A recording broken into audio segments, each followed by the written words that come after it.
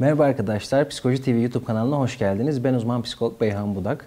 Uzun bir aradan sonra tekrar yeni bir video ile karşınızdayım. Bugün sizlere hayatımızda bazen karşılaştığımız ve bizi sıkıntıya sokan bir problemden bahsetmek istiyorum. Bu problemin ismi aşırı fedakarlık. En genel anlamıyla fedakarlık, gerçekleşmesi istenen bir şey için ya da bir amaç için kişinin kendi çıkarlarından vazgeçmesi.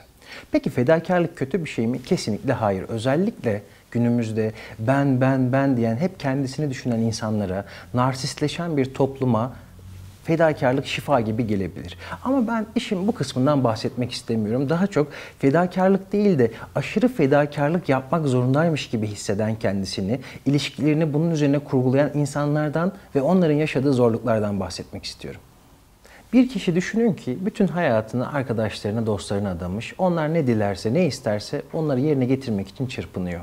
Ve etrafındaki insanları mutlu ettikçe kendini mutlu hissediyor. Etrafındaki insanlar da bundan çok memnun. Niye memnun olmasınlar ki? Onlar için çırpınan bir adam, bir kadın var. Ama kişi böyle hissederken bir yandan zaman geçiyor, yıllar geçiyor ve kendisini daha mutsuz hissetmeye başlıyor. Bir akşam eve geliyor ki yalnız başına oturuyor. Bir bakıyor ki hep bugüne kadar ondan diğerlerine gitmiş ama diğerlerinden ona gelene baktığı zaman elleri bomboş. Ve bu insan ister istemez mutsuz bir ruh haline doğru gitmeye başlıyor. Bu insan size tanıdık geldi mi? Belki kendinizi buldunuz bu insanda, belki çevrenizdeki tanıdık bir insanı çağrıştırdı size. Ama ben şunu söyleyebilirim ki size, günlük hayatta olsun, klinik ortamda olsun bu tip insanlarla çok fazla karşılaşıyorum. Bana kimse ben aşırı fedakarım diye gelmiyor. Depresyon, panik atak, kaygı bozukluğu gibi problemlerle geliyor ama ben sorguladığımda şunun farkına varıyorum. Bu tip insanların birçoğunun özellikle ortak özelliği etrafına karşı aşırı fedakar olmaları. Şimdi içimizde bir enerji var diyelim buna. Bir fedakarlık enerjisi, bir sermaye, bir fedakarlık sermayesi gibi. Biz bunu bol keseden herkese dağıtırsak, etrafımızdaki insanlar bunu hak etmediği halde bir süre sonra yerine eğer biz bunun bir şey koyamazsak, etrafımızdaki insanlardan da bizim gösterdiğimiz gibi bir fedakarlık göremezsek bir süre sonra içimiz kurumaya başlar. Eğer ki kendi içimizdeki enerjiyi, varlığımızı, iyiliklerimizi ve güzelliklerimizi etrafa tamamen dağıtırsak kendimize hiçbir şey ayırmamış oluruz ve bir süre sonra bu durum insanı depresyona sokabilir ya da diğer ruhsal bozukluklara sebep olabilir. Aşırı fedakar birçok insan dönem dönem aşırı fedakarlığın kendilerine zararlı olduğunun farkına varır. Ama bir insan neden zararlı olduğunu düşündüğü bir davranışı ısrarla devam ettirir? Bunun aslında kontrol edemediğimiz, yönlendiremediğimiz bir kısmı var. Çok derinlerde, temelde ben aşırı fedakar insanların değersizlik ve sevgisizlik hisleri barındırdığını düşünüyorum. Bu insanlar düşünür ki eğer ben insanlara çok fazla değer gösterirsem, çok fazla fedakarlık yaparsam diğer insanlar beni ancak böyle sevebilir.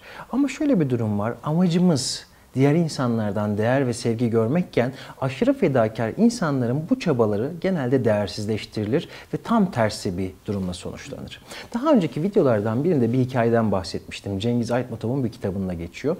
Bir balıkçı köyünde yaşlı bir adam yaşıyor. Bu yaşlı adam çok iyiliksever bir adam ve etrafındaki insanların hepsine çok kolay bir şekilde yardımcı oluyor. Herkesin her işinden tutuyor. Küs olsa, sevse, sevmese hiç fark etmiyor. Herkesin her işine koşturan bir adam. Şimdi düşündüğümüz zaman bu kadar iyiliksever, yardımsever bir adamın, yaşlı bir adamın çok sevilmesini umarız ama tam tersi bir durumla sonuçlanıyor. Diğer insanlar bu yaşlı adamı kolay olarak düşünüyorlar ve değer vermiyorlar varlığına, düşüncelerine, sözlerine değer vermiyorlar. O yüzden gösterdiğimiz değeri, fedakarlığı anlayacak olan insanlara kontrollü bir şekilde verebilmek çok önemli. Diyelim ki değerli bir takınız var, altın bir yüzüğünüz, bileziğiniz var. Siz bunu bir hurdacıya verirseniz o size ona hurda fiyatı verecektir. Bir kuyumcuya verirseniz o da ona hakkını, altın olan değerini verecektir. Kendinizde aşırı fedakarlık olduğunu fark ettiyseniz çözüm için ilk adımı atmış oldunuz. Sonraki süreçte durumun farkına vardıktan sonra bazı şeyleri değiştirmek adım adım mümkün. Bazı şeyler birden değişmiyor. Sonrasında yaptığımız aşırı fedakarlıkları, aslında gerek olmayan davranışları tespit etmemiz lazım. Ve bunları adım adım yavaş yavaş azaltmaya dikkat etmek lazım. Bir de aşırı fedakar insanların çevrelerinde fedakarlık vampirleri yer alır. Onların bu durumunu istismar etmek isteyen, onları kullanmaya çalışan insanlar. Eğer sizin çevrenizde de bu tip insanlar varsa bunlardan uzaklaşmak çok önemli. Bu videoyu dinlediğiniz için çok teşekkür ediyorum. Beni sosyal medyada da takip edebilirsiniz diğer paylaşımlar için. Eğer videolardan haberdar olmak isterseniz Psikoloji TV YouTube kanalına da abone olabilirsiniz.